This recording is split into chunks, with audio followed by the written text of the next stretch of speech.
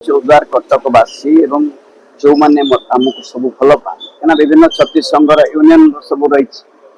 समस्त मत आमर मत से मत ना जमी समस्त मत देते कार्यक्रम है गोटे कार्यक्रम देखले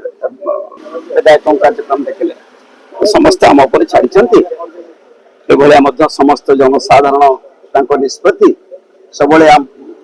से निष्पत्ति देवे जहाँ जनसाधारण निष्पत्ति से निष्पत्ति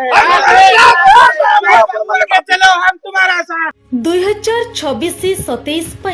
बजेट रे कृषि और कृषकों सर्वांगीन विकास को सर्वाधिक प्राथमिकता देइछंती लोकंको मुख्यमंत्री श्री मोहन चरण माझी। चाषी मानक आर्थिक सशक्तिकरण पई व्यापक सहायता राशिर व्यवस्था सह कृषि क्षेत्र में आधुनिक ज्ञानकौशल और यांत्रिकीकरण को प्रोत्साहन देबा पई अनेक गुरुत्वपूर्ण पदक्षेप ग्रहण करिसंती। समृद्ध कृषक योजना पई 6088 कोटी, पीएम किसान योजना रे 20230 कोटी,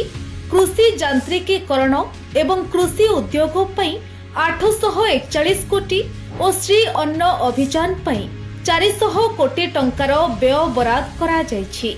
एही बजेट अधीन रे पुष्टि शस्यर चाष और व्यवहार को वृद्धि करने सहित